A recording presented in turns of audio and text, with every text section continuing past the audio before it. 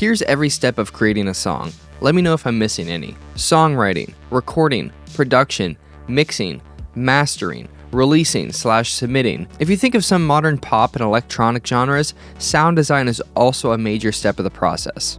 If you want to drop songs by yourself, you will need to become an expert or at least pretty good in all of these steps. There's a lot to be familiar with in order to get a good song out there. There are some artists who do it all by themselves, and they are some pretty special creatures, but I can tell you that they are the rare exception. Most of us rely on collaboration in order to get our songs finished. So, let me tell you why we collaborate.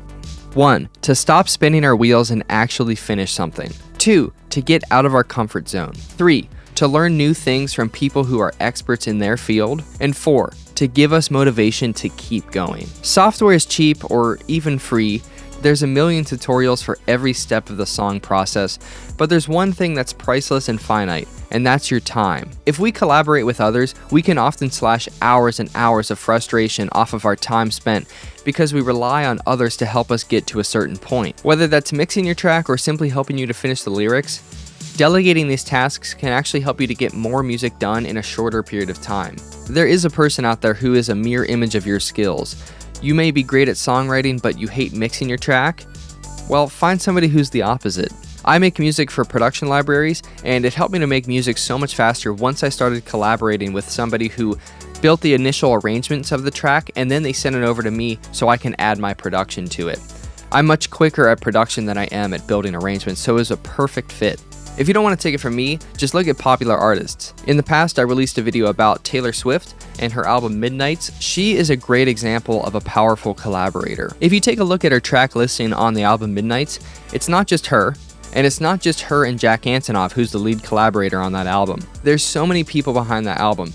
And you might just say that there's a lot of people on that album who are just filling a butt-in-seat type of position where they're just hired to play a keyboard or to run Pro Tools, for instance. But doesn't that all add up to the final product? And in regard to Jack Antonoff and Taylor Swift specifically, only through them will we get that blend of retro-futuristic, synth-heavy production and Taylor's really powerful vocal prowess and songwriting skills. When we collaborate, we come out with a final product that takes weight off your shoulders, it gives you fresh ideas, and it legitimizes the process as well. So, how's it changed me? When I've made music in the past, sometimes I would get caught up thinking, why should I finish this? It's not that good, and if I were to never finish it, nobody would even notice or care.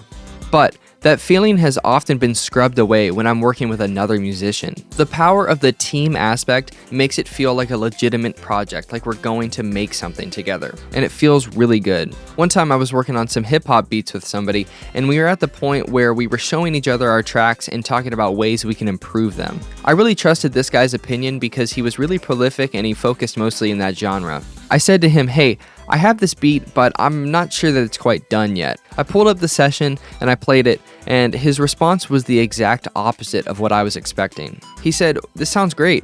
What else do you think you could possibly add to it? And he said, everything is there. This was a very small interaction, but it meant a lot to me.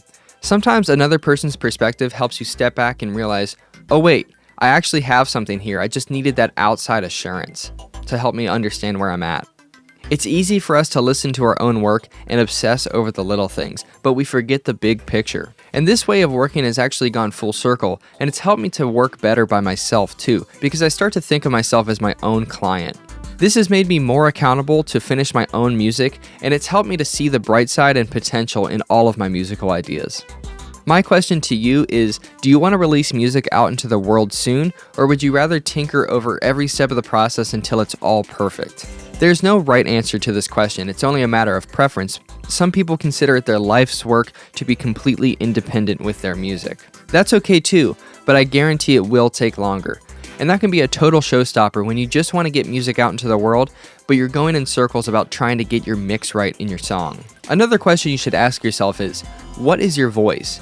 What are the things in your music that you want to express by yourself and you want to show off in your music? Is it the lyrics, the instrumentation, the production? Is it a loud master? Write about those things that are important to you, and also write about those things that prevent you from getting your music out there, so that you can go look for somebody to collaborate with and help you overcome that obstacle. I used to be the one who wanted to do everything by myself, and because of that, I got nothing done. Since collaborating more, it's given me the desire to get my music out there, not just for me, but also to show my respect for the other musicians who helped me to work on these tracks. The world deserves to hear the talents of the singers that I've featured on my music and the production collaborators that I've had as well. And it would feel selfish for me to keep it to myself the entire time. If you're a solo artist, working with a collaborator is like that first endorsement you get. It's that first person who says, "This is awesome, and I really want to help you finish it." The personal connections we make are also so key to collaborating. It's more than just musical talent, songwriting, and production techniques that we share. It's real-life lessons, philosophies, and personalities that we show each other when we're working on music together. When we build a network of collaborators, we grow a support system and we strengthen each other.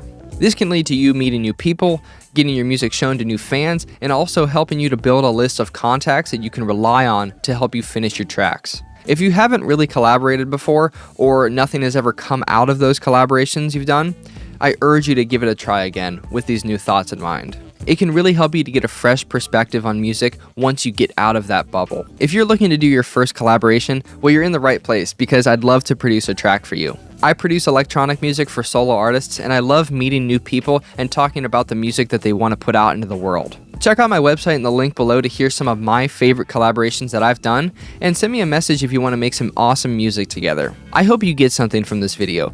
Please leave a comment below and share your experiences with collaborating with others on music. I'd love to hear any extra thoughts about collaborating, because I've become a really big proponent of it over the years. Thank you so much. I'm Dan from One Channel Productions, and I hope you have a great day.